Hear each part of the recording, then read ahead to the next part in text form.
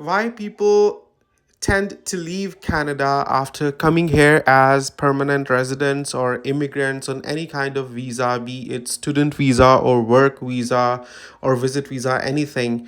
Why is there always a possibility for people to leave Canada? In this video, I will speak particularly with reference to the kind of weather conditions Canada has. As you can see, this was today's weather, and this time the winters were relatively calm and smooth, not like the winters we had seen in 2023 that were extremely harsh, and we had a ton of snowstorms and we had to shovel a lot of snows. This time around, the winters were quite nice, and the temperatures were very good. Like usually the temperatures used to be anywhere from 10 to 15 degrees centigrade. But today, as we are approaching April, you can see the weather was so harsh and it was such a massive snowstorm that it was getting difficult for me to drive my car in this weather. And this is Ontario. I mean, Ontario is a gazillion times better compared to the weather of Saskatchewan or Edmonton or Alberta. Because when people think about coming to Canada, they particularly consider options where they would find relatively cheaper housing or where they would have some prospects of buying home, as a few YouTubers have gone to Calgary and settled there and bought properties there. That has driven the attention of a lot of immigrants toward buying property in Calgary. But the weather there is even worse than here in Ontario. So, being in Ontario, I can only show you what my experience with the weather is. But honestly speaking, it gets manageable after a time. You get used to things like this because you have this expectation that I would have to deal with this kind of weather and the difficulties it brings on a day to day basis. When you have this mindset and preparation, then you are in a position of managing them as well. But for newbies or people, especially in their early months in Canada, it comes as a shock alongside a plethora of other culture shocks that they experience in Canada. So, what do you say? Can such a weather drive you back home after you've made such a huge effort of migrating from your home country to Canada? Can you move back just because you cannot deal with snow on a day to day basis? Yes, there are places in Canada where you would find snow 8 months a year or 6 months a year, and that's a substantial share of the year, because if 6 or 8 months are going such that you have to stay indoors, then your quality of life can be massively compromised, especially for outgoing people who like to dine out, who want to socialize, go places, go dine out, and see different spots. For such people, staying indoors or just driving from your home to a mall can be suffocating after a limit. For us, honestly, we didn't come to Canada with very high expectations. For those people who are joining this channel for the first time, let me tell them that we came to Canada as a family of a husband and a wife and two children in February 2023 as permanent residents. And we didn't have very high hopes. We just wanted to experience a different side of the world. Honestly, we were doing very fine back home. We come from Pakistan, and we were so well settled there that we had our own homes and we had our own business and everything was going nice and fine. I didn't even need to do any job there. I came to Canada just because the opportunity came my way, because I had applied for Canadian immigration years and years ago, like even before establishing my business in Canada, or even before moving back to Pakistan from Dubai. At that time, I used to work in Dubai as a planning engineer.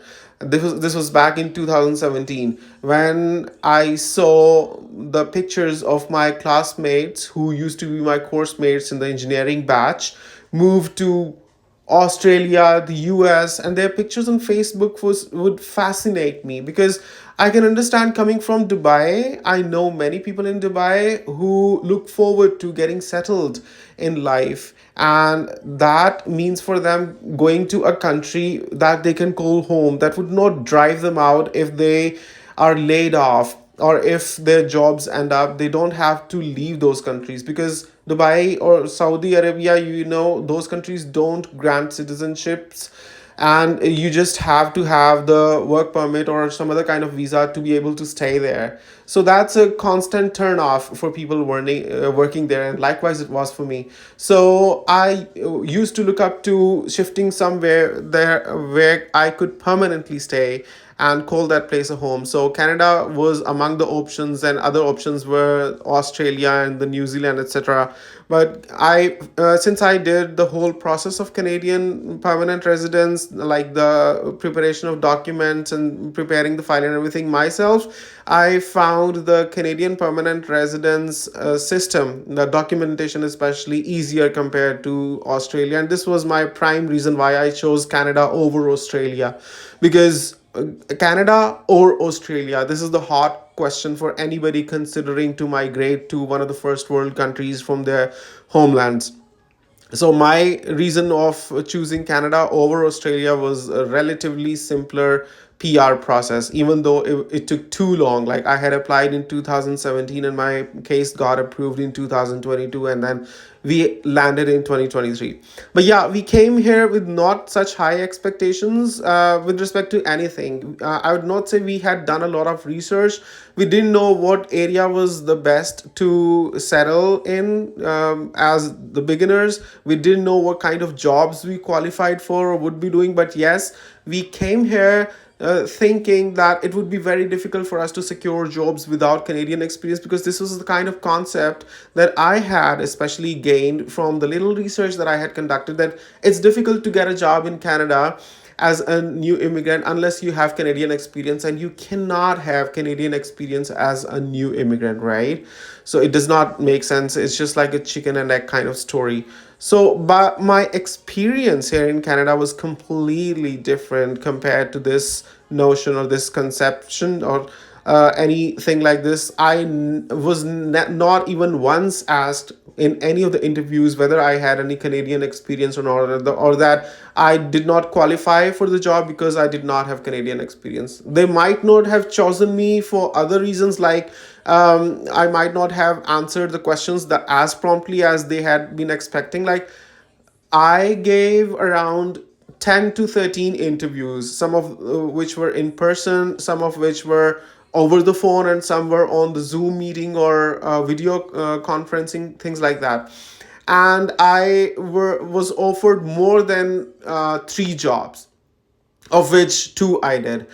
And yeah, nobody ever asked or expected me to display my Canadian experience, because they knew I had just immigrated, and they still conducted the interviews. And I never thought that not having the Canadian experience was ever a problem. But yes, you need to have a Canadian styled resume in order to secure a good job in Canada, because that has a special format that's different from the formats we are generally making our resumes in. I got my resume made from an employment agency in Canada, so I can exactly tell what Canadian resume is.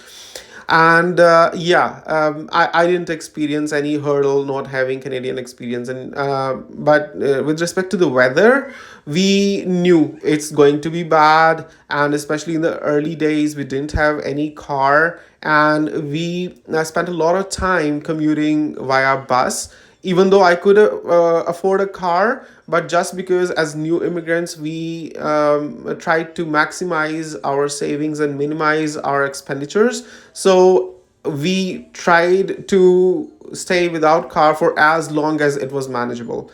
And that meant for us staying without car for almost 9 months. Meanwhile, I had been looking for car, and I also postponed my decision to buy a car early in my journey in Canada, because I wanted to first secure a G license. Because if you don't know, there's a licensing stage process for drivers in Canada. First, there's a G1 license, then G2 license, then G license. That's a full license. that grants you the maximum privileges in every respect. So G1 is pretty much just a knowledge test, and G2 is one where you demonstrate your practical skills.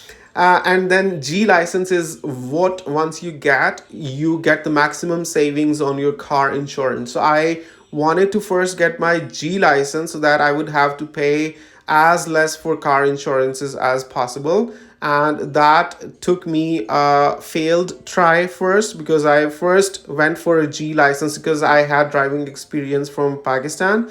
That was enough to qualify for a direct G exam, skipping the G2, but I failed that exam. And that ended up wasting my $500.